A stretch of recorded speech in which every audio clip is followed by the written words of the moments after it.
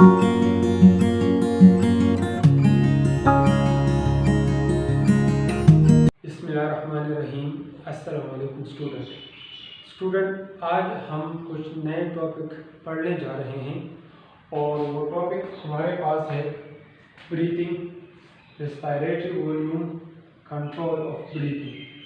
इन topic को पढ़ने से पहले हम ऑलरेडी पढ़ चुके हैं upper respiratory tract and lower respiratory tract, ये सारी चीज़ें हम पढ़ चुके हैं। सही, आज हम स्टार्ट करने जा रहे हैं breathing. What is breathing? Breathing simply means intaking of oxygen and releasing of carbon dioxide, और we can also define breathing as intaking of oxygen from the environment and releasing of carbon dioxide to the external environment is known as breathing, or breathing is also known as external respiration. Clear?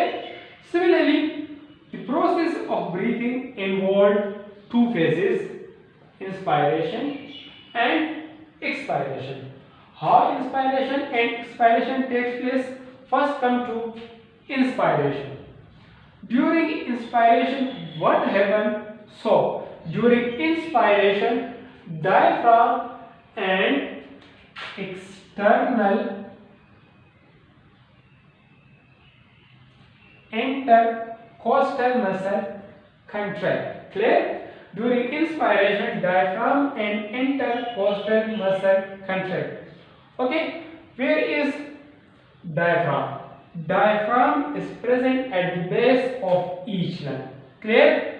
Intercostal muscle are diagonally present in the rib cage, and we know that intercostal muscle are of two types: external intercostal muscle and internal intercostal muscle. Similarly, during breathing also abdominal muscle are involved in the process of breathing. Clear? अच्छा, अब ये जो abdominal muscle होते हैं ये diaphragm के नीचे होते हैं। देखिए मैं आपको समझा रहा हूँ, ये मेरे पास है थोरेसिक कैविटी, ये मेरे पास है डायफ्राम। इस डायफ्राम के नीचे जो मसल प्रेजेंट है that are known as abdominal muscle. It's mean the diaphragm involved in the separation of abdominal cavity and thoracic cavity. Clear? अब हम आते हैं, that is जो हमने स्टार्ट किया हुआ, that is inspiration. So in inspiration, diaphragm and external intercostal muscle contract. Clear? अब जैसे ही डायफ्राम और एक्सटर्नल इंटरकोस्टल मसल कंट्रैक्ट होते हैं तो जो रिब्स केज होते हैं ये रिब्स के ऊपर की तरफ और बाहर की तरफ आ जाते हैं। Due to the contraction of diaphragm and external intercostal muscle, the ribs cage move forward and upward.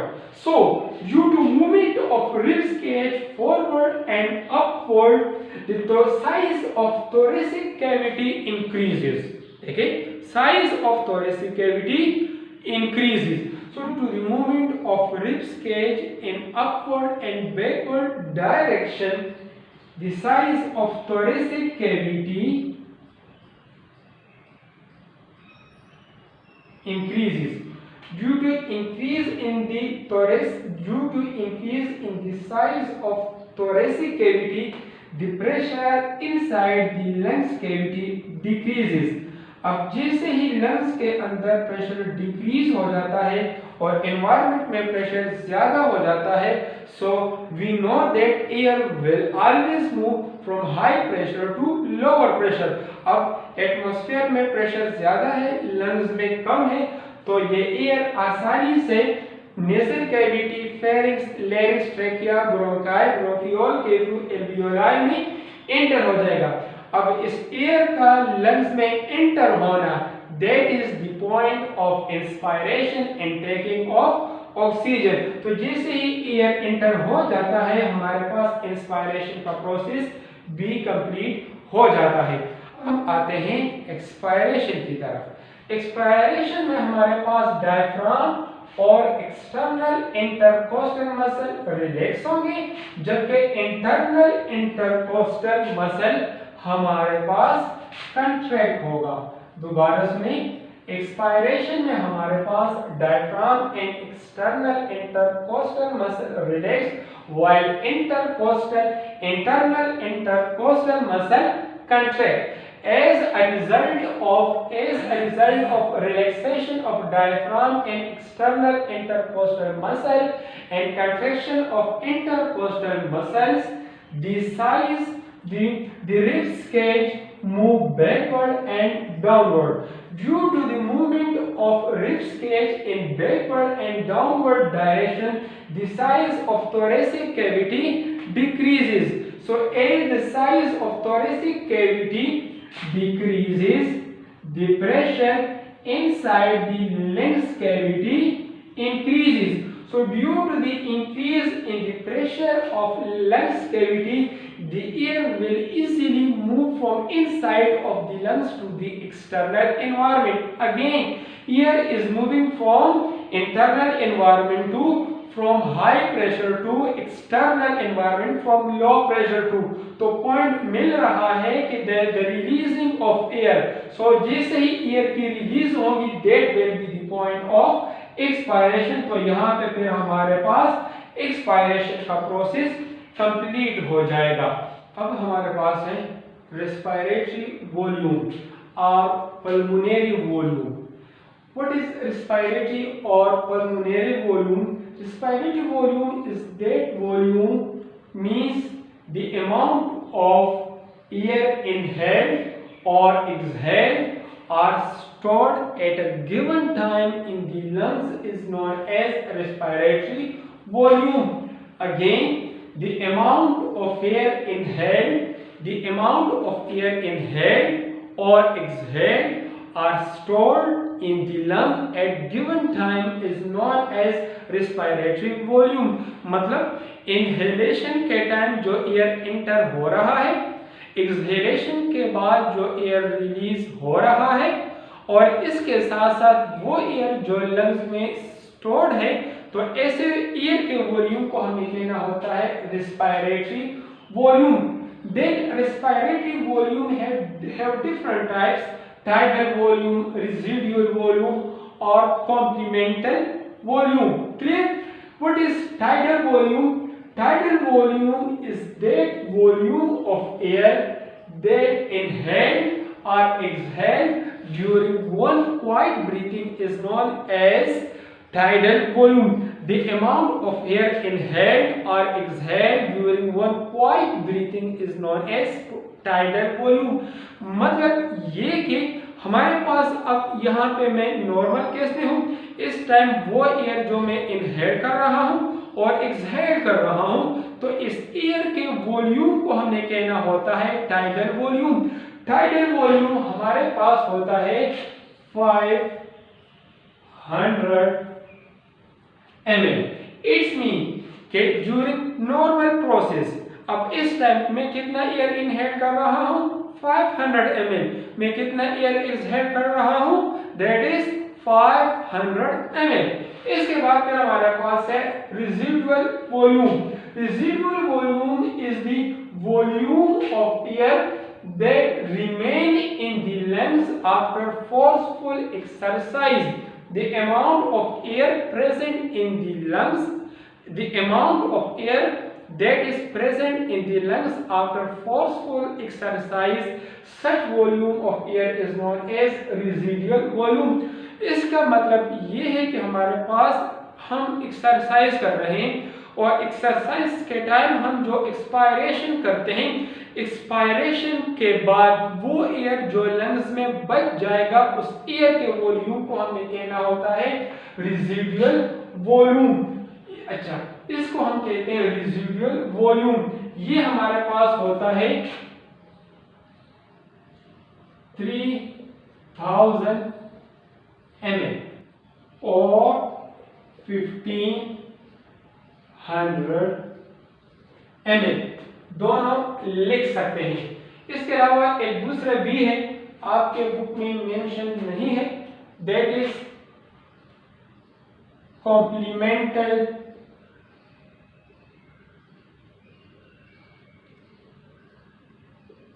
air. Okay?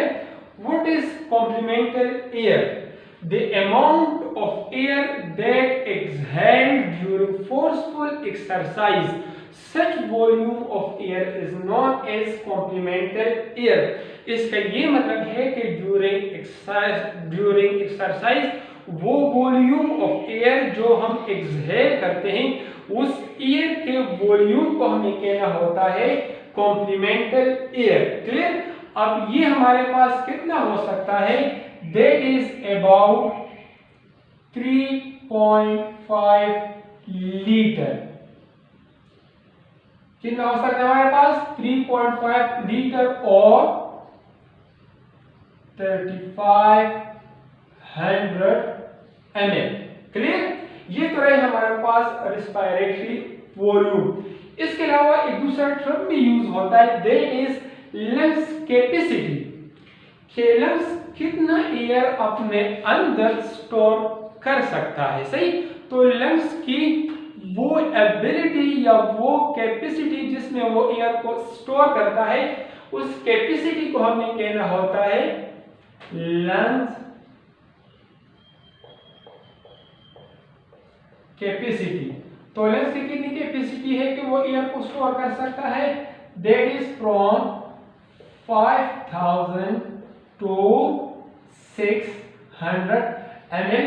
But ये भी आपको पता होना चाहिए कि ये डिपेंड करता है, एज पे डिपेंड करता है, इसके अलावा हमारे पास जेंडर पे डिपेंड करता है, डिजीज पे डिपेंड करता है.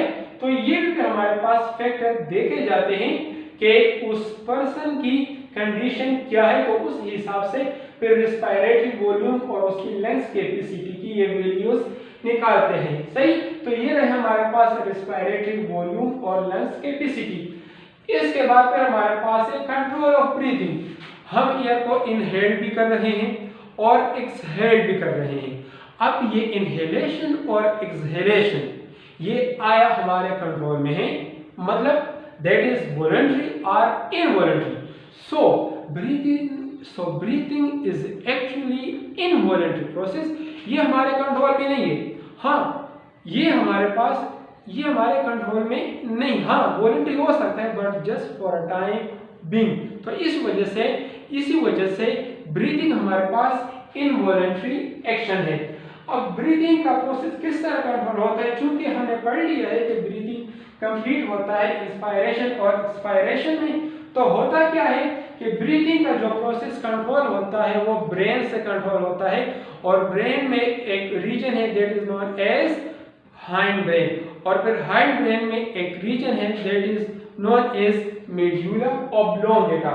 मेड्यूला ऑब्लोंगेटा में टू रीजन है, वेंट्रल पोर्शन और dorsal portion. Ventral portion is also known as inspiratory centre. Similarly dorsal portion is also known as expiratory center या portion. Why? Because this ventral portion control process of inspiration. Dorsal portion control the process of expiration. So on the basis of physiological process they are given ventral portion or dorsal portion or inspiratory center or expiratory center. अब हमारे पास inspiration किस तरह control होता है कि जो ventral portion होता है जो कि इंस्पायरेटरी सेंटर है, यहां से निकली होती है टू नर्व निकली होती है. उन टू नर्व्स को हम कहते हैं फ्रेनिक नर्व और इंटरकोस्टल नर्व. तो यहाँ पे जो वेंट्रल पोर्शन है यहां से निकली होती है फ्रेनिक नर्व और intercostal nerve. Phrenic nerve message लेके जाती है डायफ्राम तक. Intercostal muscle as the name indicate intercostal nerve message देगी that will be of intercostal muscle को. लेकिन ये जो फ्रेनिक नर्व है और इंटरकोस्टल नर्व है ये जो मैसेज दे रहे हैं ये मैसेज किस लिए होता है? Actually that message is for contraction. तो क्या होगा कि वेंट्रल पोर्शन से फ्रेनिक नर्व के थ्रू इंटरकोस्टल नर्व के थ्रू मैसेज आएगा डायफ्राम को और इंटरकोस्टल मसल को। Again message for what? Message for contraction. तो जैसे ही यहां से कंट्रैक्शन स्टार्ट हो जाएगी, कंट्रैक्शन जैसे ही हमारे पास स्टार्ट हो जाएगी तो इंस्पायरेशन का प्रोसेस भी हमारे पास स्टार्ट हो जाएगा। सही? बिल्कुल इसी तरह एक्सपायरेशन का प्रोसेस भी हमारे पास डोर्सल पोर्शन या एक्सपायरेटरी सेंटर से कंट्रोल होता है। एक्सपायरेशन में हमारे पास क्या होगा कि जो डोर्सल पोर्शन है, एक्सपायरेटरी सेंटर, यहां से एक मैसेज आएगा, वो मैसेज इंटरकोस्टल नर्व के थ्रू आएगा और फ्रेनिक नर्व के थ्रू आएगा। फ्रेनिक नर्व मैसेज देगा डायफ्राम को, इंटरकोस्टल नर्व मैसेज देगा इंटरकोस्टल मसल को। अगेन वो मैसेज हमारे पास किस लिए होगा? वो मैसेज फिर हमारे पास होगा that will be for expansion या रिलैक्सेशन। तो जैसे ही हमारे पास इंटरकोस्टल मसल को और डायफ्राम को मैसेज मिलेगा रिलैक्सेशन के बारे में, तो जैसे रिलैक्सेशन के बारे में मैसेज मिलेगा तो अगेन यहां से हमारे पास एक्सपायरेशन का प्रोसेस स्टार्ट हो जाएगा और हमारे पास एक्सपायरेशन का प्रोसेस कंप्लीट हो जाएगा। तो ये रहा हमारे पास ब्रीथिंग का एक इनवॉलंटरी एक्शन। बता दिया है कि ब्रीथिंग हमारे पास एक इनवॉलंटरी एक्शन है, वॉलंटरी हो सकता है but that is just for a time.